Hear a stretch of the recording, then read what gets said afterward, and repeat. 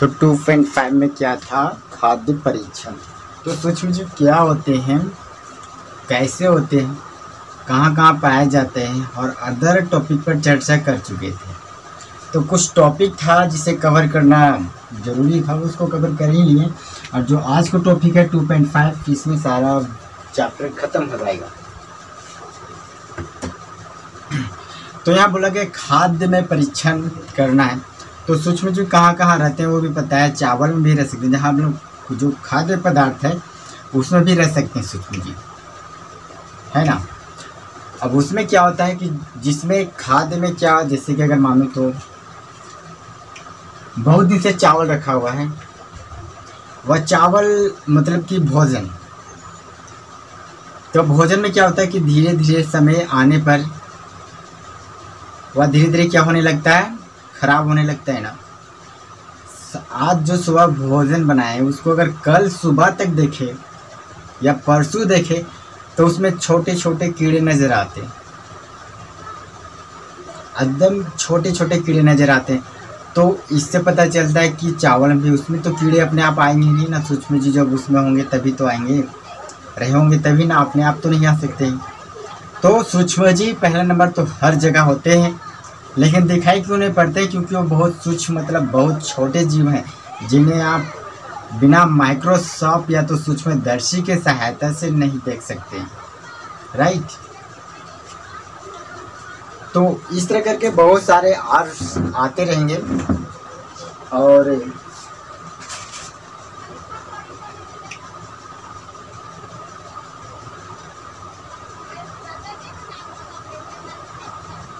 ठीक है, तो चलिए इसमें जो जो टॉपिक है उसे कवर करते हैं, राइट।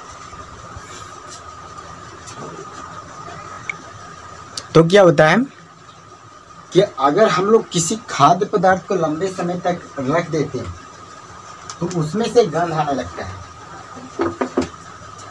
देखते होंगे कि अगर बरसात के सीजन में क्या होता है कि ब्रेड के ऊपर सफ़ेद कलर का धब्बा बन जाता है। इसका मतलब उस पर क्या कर दिया सूक्ष्मजीव, आक्रमण कर दिया। सूक्ष्मजीव नहीं, सूक्ष्मजीव बोल रहे हैं। तो उस पर क्या कर देता है कि सूक्ष्मजीव आक्रमण कर देता है, जिससे वह सफ़ेद सफ़ेद धब्बा दिखाई पड़ता है या नहीं। और फिर रासायनिक उपाय में क्या करते हैं, नमक तथा खाद्य तेल का उपयोग सूक्ष्मजीव की वृद्धि, अगर हम लोग चाहते हैं कि उसका वह विकास नहीं हो, वह वृद्धि नहीं करे, तो वहाँ पे क्या करते हैं, वृद्धि को रोकने के लिए समान रूप से किया जाता है। इसे हम लोग परिरक्षक भी कहते हैं।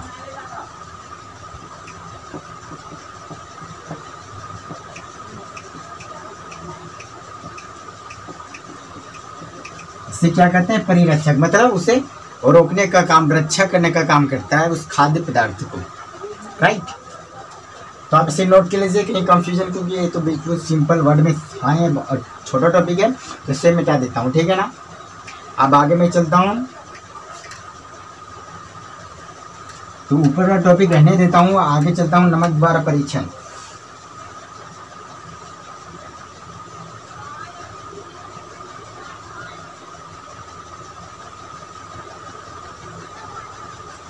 कुछ ऐसे ऐसे टॉपिक हैं जैसे कि जिसको खुद भी पढ़ सकते हैं। फिर हम लोग, और फिर ये भी कहा जाता है कि गर्म पानी, ठंडे पानी को गर्म करके यूज़ करना ज़्यादा बेटर रहता है। क्यों? क्योंकि हम लोग जब बात करते हैं कि सूक्ष्मजीव भी हर एक जगह पर पाए जाते हैं करीब करीब, तो जल में भी पाए ही जाते हैं। तो अगर उसको गर्म करेंगे तो पानी का टेम्परेचर जो होगा, जो तापमान होगा, वो क्या होगा, हाई होगा। जब वह हाई होगा तो उसमें जो सूक्ष्म जीव रहेंगे उपस्थित, वो क्या हो जाएंगे, नष्ट हो जाएंगे। तो पानी में जितने भी हानिकारक सूक्ष्म जीव रहेंगे वो मर जाएंगे, तो पानी फिर पीने लायक और रह जाएगा, ठीक है ना। तो कुछ दो तीन टॉपिक इसको हम लोग यूज कर सकते हैं, मतलब कि खुद भी पढ़ सकते हैं।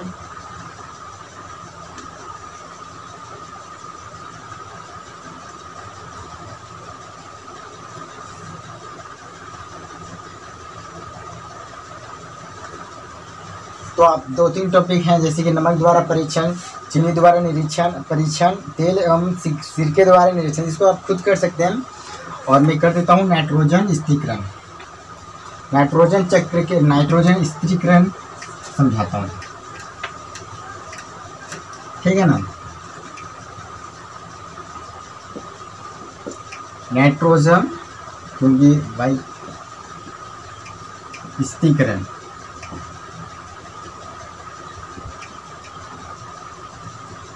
देखो नाइट्रोजन स्थिरीकरण तो क्या होता है नाइट्रोजन स्थिरीकरण में, मतलब कि नाइट्रोजन तो एक तो फिक्स है ना कि वायुमंडल में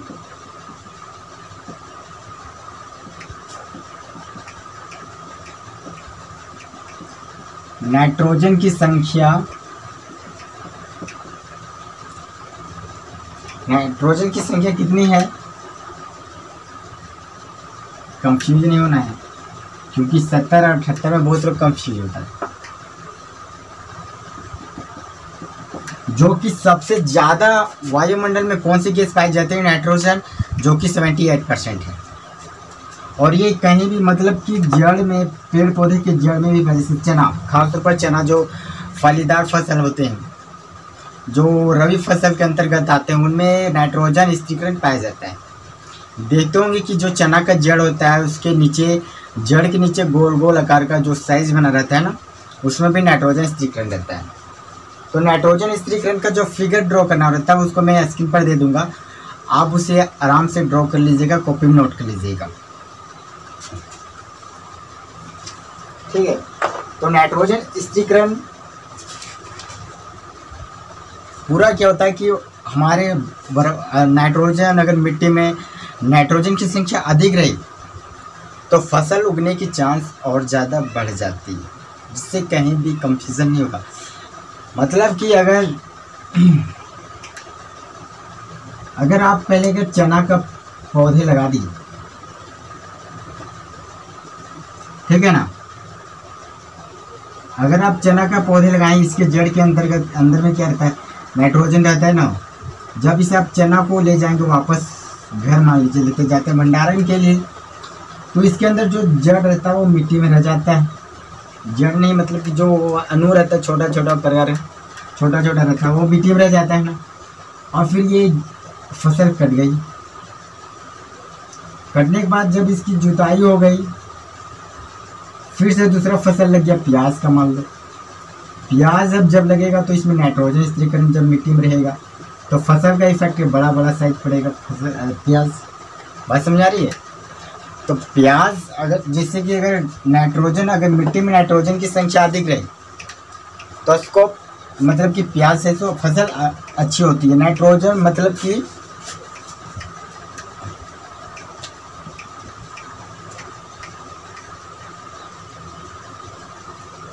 नाइट्रोजन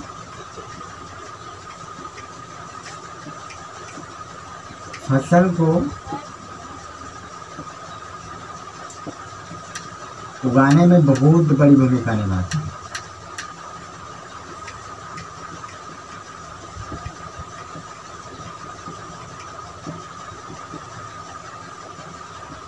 राइट। तो इस तरह करके नाइट्रोजन का जो होता है ना।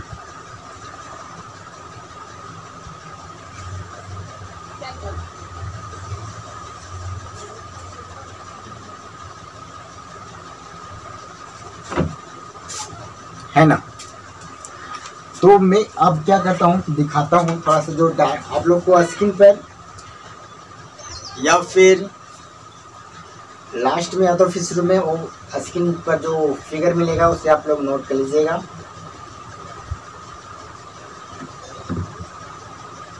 तो नाइट्रोजन स्थिरीकरण जो होता है ना, नाइट्रोजन चक्र, ये तो स्थिरीकरण था, मतलब कि जो जमीन में स्थित होता है। नाइट्रोजन स्थिरीकरण मतलब कि इसका दोबारा यूज़ किया जाता है। जैसे कि अगर मान लो नाइट्रोजन यहाँ से वहाँ चला गया, फिर वापस यहाँ पहुँचा, फिर यहाँ पहुँचा, मतलब कि वायुमंडल से भी आ सकता है, ऐसे करके। तो जो अगर उसको डायग्राम को देखेंगे और फिर उसको समझेंगे और अच्छे से, तो वहाँ पे और बैकग्राउंड समझ में आएगा, ठीक है। तो जो आप लोग को स्क्रीन पर वो जो फिगर मिलेगा वहाँ से आप लोग देखकर समझ सकते हैं। मैं उसको यहाँ पे भी छाप देता हूँ, लेकिन यहाँ पे मैं थोड़ा छापूंगा बिकॉज स्क्रीन पर आप और अच्छे से छाप सकते हैं। और जो भी जीव जंतु डेथ होते हैं और उनकी मृत्यु हो जाती है तो वो भी नाइट्रोजन स्थिरीकरण का काम कर, मतलब उसमें भी नाइट्रोजन। और इस तरह करके जैसे कि अगर कहीं तो चलिए मैं मानता हूँ चलो मिट्टी में नाइट्रोजन है, इससे फसल निकला, फसल को मान लीजिए जानवर खा ले, जानवर जो फिर बाद में उत्सर्जन हुआ उससे फिर मिट्टी में चला गया, फिर मान लीजिए कि फिर मिट्टी में चला गया तो दोबारा यूज हुआ ना। एक छोटा सा टॉपिक था, बिकॉज जब फिगर आप लोग को स्क्रीन पर आएगा तो उसमें और ज़्यादा बेटर समझ में आएगा। तो चलिए मैं फिगर आप लोग को दे देता हूँ, तब तक के लिए बाय। और फिर नेक्स्ट डे मिलेंगे अगले नए टॉपिक पर। तो अगला नया टॉपिक रहेगा उस पर चर्चा करेंगे, तब तक के लिए बाय। और जहाँ भी कहीं कंफ्यूजन होता है तो आप कांटेक्ट कर सकते हैं। बाय, बाद में फिर मिलेंगे।